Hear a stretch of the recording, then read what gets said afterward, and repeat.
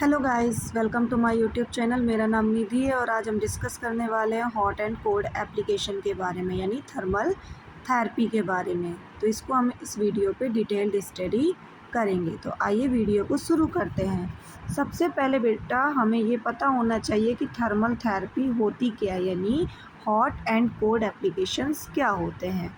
तो normally hot and cold application एक basic nursing therapy है जिसमें बॉडी के किसी पार्ट पर हीट या कोल्ड अप्लाई किया जाता है, जिससे पेन, स्वेलिंग, इन्फ्लामेशन या मसल्स प्रॉब्लम को कंट्रोल करने में हेल्प होती है। क्लियर है?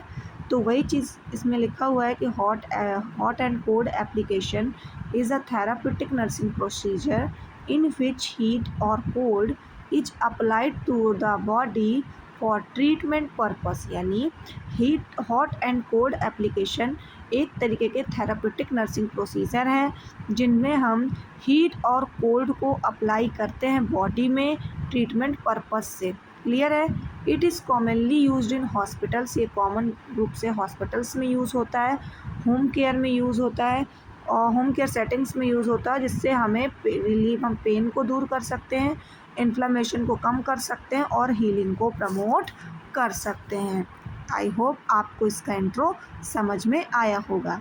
नेक्स्ट हम देखेंगे हॉट एप्लीकेशन क्या होता है, यानी हॉट एप्लीकेशन को हम हीट थेरेपी भी बोलते हैं। क्लियर है? तो नॉर्मली हीट थेरेपी क्या होती है?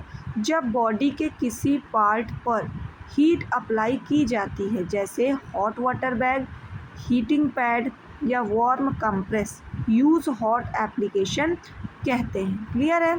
इसमें मैक्सिमम टेम्परेचर हम लोग जो यूज करते हैं वो 40 डिग्री सेल्सियस से, ठीक है, 45 डिग्री सेल्सियस तक का यूज़ करते हैं। क्लियर है? ये मैंने एडल्ट्स के लिए बताया है बेटा, ठीक है।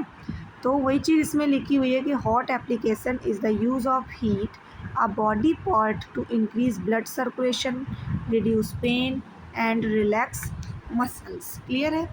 तो आगे हम देखेंगे कितने टाइप का होता है हमारा हॉट एप्लीकेशन।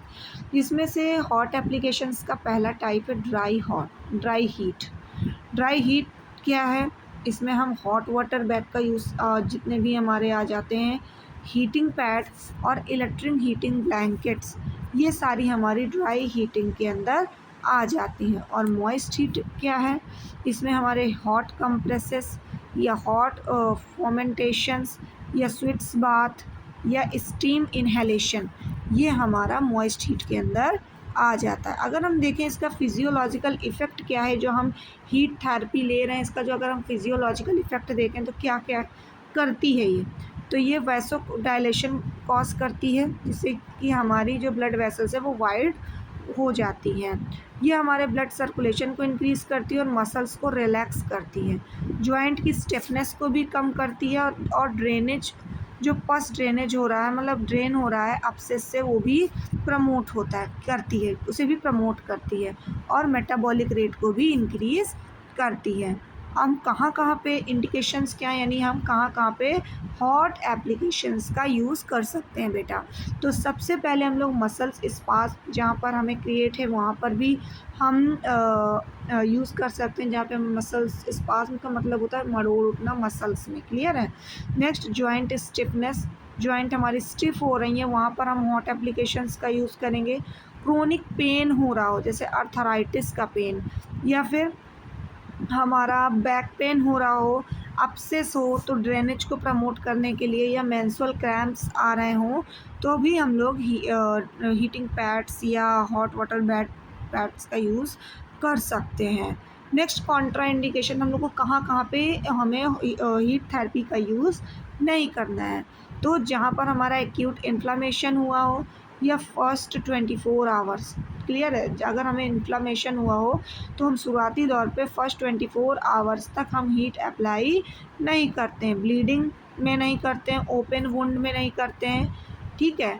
अनपेयर्ड सेंसिएशन जहाँ पर हो वहाँ पर नहीं करते हैं। अनकॉन्शियस पेशेंट्स में भी हम हीट थेरेपी को अप्लाई नहीं करते हैं। लेकिन अगर हम इसके एडवांटेज की बात करें तो ये हमारे पेन को रिलीव करता है, प्रमोट करता है हीलिंग को, इम्प्रूव करता है मॉर्बिलिटी को और प्रोवाइड्स करता है ये कंफर्ट को।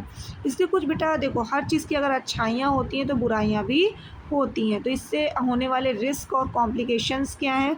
तो इससे हम जल भी सकते हैं, बर्न भी हो सकता है, स्किन रेड भी हो सकती है और डिहाइड्रेशन भी कॉज कर सकता है। नेक्स्ट हम देखेंगे बेटा कोड एप्लीकेशन।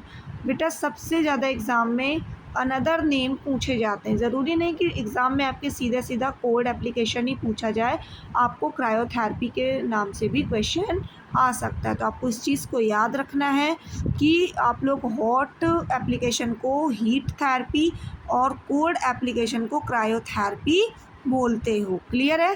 तो आपको याद रखना है। तो इसका हम यूज़ कोड थेरेपी क्या होती है, कोड एप्लीकेशंस क्या होती हैं, ठीक है? तो आइए हम इसको पढ़ते हैं। कोड एप्लीकेशंस बेटा जब बॉडी के किसी पार्ट पर कोड अप्लाई किया जाता है, जैसे आइस पैक, कोड कंप्रेसेस या कोड एप्लीकेशन यूज़ करते हैं, जिन्हें हम कोड एप्लीकेशंस कहते हैं। इसमें हम लोग नॉर्मली 15 डिग्री सेल्सियस से 18 डिग्री सेल्सियस तक का टेम्परेचर यूज़ कर सकते हैं। क्लियर है? तो वही चीज़ इसमें बोला गया है कि cold application is the use of cold substances to reduce body temperature locally and decrease inflammation. Clear है? कितने टाइप का होता है हमारा कोल्ड एप्लीकेशन? तो सबसे पहले इसमें आइस बैग आ जाते हैं, हमारे आइस कॉलर आ जाता है, कोल्ड कंप्रेसर्स आ जाते हैं और कोल्ड स्पंजिंग या आइस मसाज भी आ जाती है। फिजियोलॉजिकल इफ़ेक्ट क्या है हमारे कोल्ड के? तो ये सबसे पहले वैसो कॉन्स्ट्रिक्शन करती है, जिससे कि हमारी ब्लड वेसल्स नैरो हो जाती है। क्लियर है? ब्लीडिंग को प्रिवेंट करने के लिए भी हम कोड एप्लीकेशंस का यूज़ कर देते हैं। ब्लड फ्लो को कम करने के लिए या फिर स्वेलिंग को डिक्रीज करने के लिए, एडिमा को कम करने के लिए या नम्स पेन को कम करने के लिए भी, एनाल्जेसिक्स का इफ़ेक्ट कम करने के लिए, या फिर हम लोग पेन मसल्स स्पाज्म को कम करने के लिए, या सॉरी बच्चों के लिए, या फिर लोअर बॉडी पार्ट्स में लोअर बॉडी टेम्परेचर्स में भी हम इसका यूज़ कर सकते हैं। नेक्स्ट हम देखेंगे इंडिकेशंस क्या हैं इसके, हम कहाँ कहाँ पे कोड एप्लीकेशन का यूज़ करते हैं। तो सबसे पहले जहाँ पे हमें एक्यूट इंजरी यानी स्प्रेन्स या स्ट्रेन्स हुए हों, फीवर में हम लोग कोल्ड स्पंजिंग का यूज़ करते हैं। स्वेलिंग हो तो नोज़ ब्लीड हो रहा हो या टूथ एचेस हो रहा हो, टूथ में दर्द हो, टूथ एचेस का मतलब होता है दांत में दर्द या हेडेक की समस्या हो, तो हम कोल्ड एप्लीकेशन का यूज़ करते हैं। कॉन्ट्रा इंडिकेशन का मतलब कहाँ पर यूज़ नहीं करते हैं। तो अगर पुअर सर्कुलेशन है तो वहाँ पर यूज़ नहीं करेंगे। हाइपर सेंसिटिविटी है अगर पेशेंट को कोल्ड के प्रति, तो हम वहाँ पर भी कोल्ड एप्लीकेशन यूज़ नहीं करेंगे।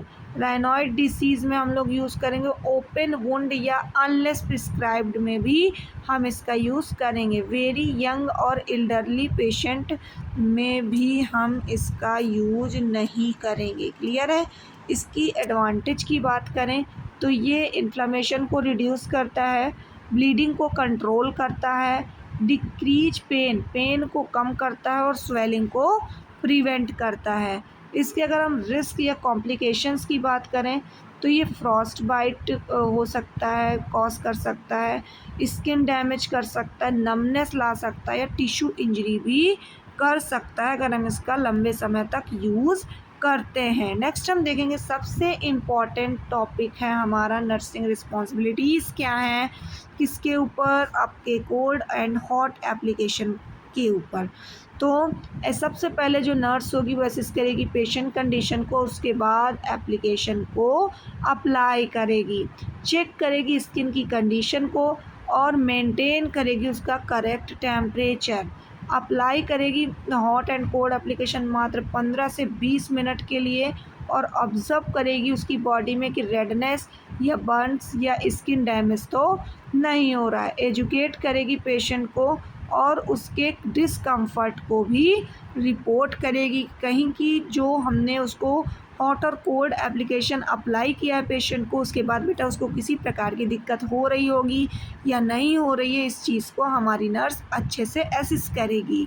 तो आई होप आपको ये टॉपिक अच्छे से क्लियर हुआ होगा और आपको हॉट एंड कोल्ड एप्लीकेशन से रिलेटेड सारे डाउट्स क्लियर हुए होंगे।